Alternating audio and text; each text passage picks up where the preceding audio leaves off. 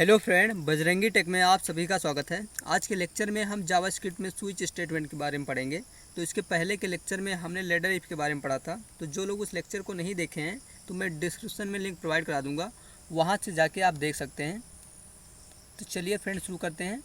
तो फ्रेंड हम देखेंगे कि जावास्क्रिप्ट में स्विच स्टेटमेंट क्या होता है। तो द स्विच स्टेटमेंट एग्जीक्यूट्स ये block of code depending on different case. जो जो स्विच स्टेटमेंट होता है वो ब्लॉक का कोड केस के डिपेंडिंग एग्जीक्यूट होता है।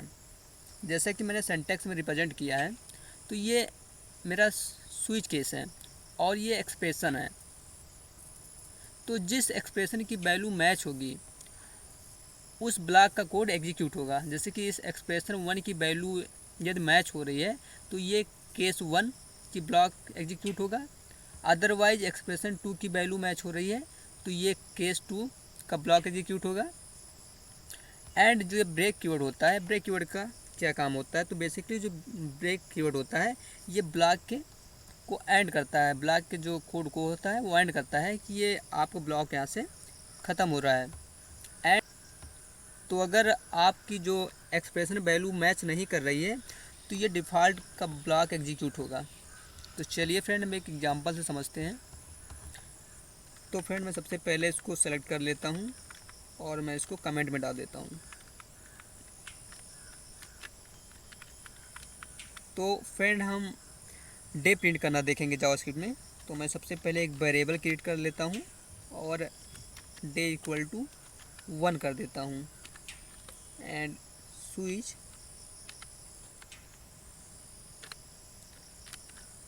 एंड डे एंड करली ब्रैकेट ओपन एंड क्लोज। तो फ्रेंड ये जो स्विच केस है तो इसमें मुझे एक्सप्रेशन की वैल्यू डालना। तो ये जो ये डे है वो एक्सप्रेशन है एंड जो ये 1 है वो एक्सप्रेशन की वैल्यू है। तो अब मुझे सबसे पहले मैं केस 1 को कॉल कर लेता हूँ। अगर केस 1 मैच हुआ एक्सप्रेशन की वैल्यू से तो प्रिंट कर दो डॉक्यूमेंट डॉट राइट, तो प्रिंट कर दो संडे एंड ब्रेक।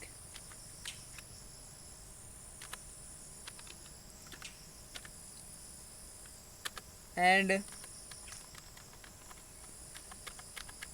अगर केस 2 की वैल्यू मैच हुई तो प्रिंट कर दो डॉक्यूमेंट डॉट राइट, तो प्रिंट कर दो मंडे। तो ब्रेक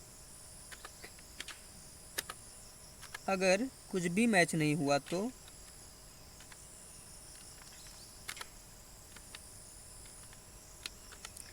डिफ़ॉल्ट को प्रिंट करना है। तो डॉक्यूमेंट डॉट राइट, तो मैं यहाँ पर लिख देता हूँ नो डे। ओके, मतलब कोई डे नहीं है। एंड ब्रेक कीवर्ड का यूज कर लेता हूँ।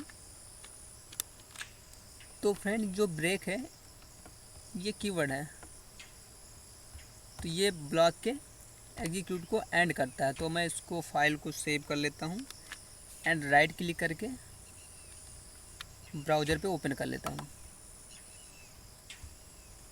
तो फ्रेंड आप देख रहे हैं कि एक्सप्रेशन 1 की वैल्यू मैच हुई है तो ये 1 प्रिंट किया है।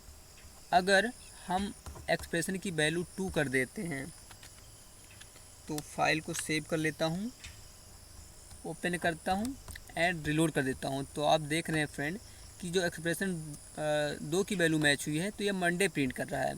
अगर कोई वैल्यू मैच नहीं कर रहा है तो मैं एक्सप्रेशन की वैल्यू कर देता हूँ 3, फाइल को कर लेता हूँ सेव एंड ओपन करता हूँ एंड रिलोड कर देता हूँ। तो ये प्रिंट कर रहा है नो डे। ऐसा क्यों प्रिंट कर रहा है? क्योंकि ये एक्सप्रेशन की वैल्यू मैच नहीं हो रही है। ओके फ्रेंड, तो एक बार हम फिर से इसको रिकॉल कर लेते हैं। तो सबसे पहले आपको वेरिएबल डिफाइन करना है एंड डे इक्वल टू 3, तो देन स्विच को कॉल करना है एंड डे। तो ये फ्रेंड स्विच है एंड जो डे है ये मेरा एक्सप्रेशन है। तो ये एक्सप्रेशन है और इसकी जो ये 3 है एक्सप्रेशन की वैल्यू है। तो अब केस 1 की बात करते हैं। तो अगर केस 1 की वैल्यू इस एक्सप्रेशन से मैच हुआ तो ये संडे प्रिंट करेगा। अदरवाइज अगर केस 2 की वैल्यू इस एक्सप्रेशन की वैल्यू से मैच होती है तो प्रिंट करेगा मंडे। अगर कुछ भी मैच नहीं हुआ तो ये प्रिंट करेगा नो डे। ओके फ्रेंड, तो मैं इसको दिखा देता हूँ, फिर से रिलोड करता हूँ। तो आपने जैसे कि देखा कि नो डे ही प्रिंट हुआ है क्योंकि ये एक्सप्रेशन की वैल्यू से मैच नहीं हुआ है। Okay friend, thank you. अगर वीडियो पसंद आई हो तो लाइक करें, सब्सक्राइब करें, शेयर करें, बेल आइकन भी प्रेस करें। अगर कोई डाउट है तो कमेंट भी करें। Thanks for watching video.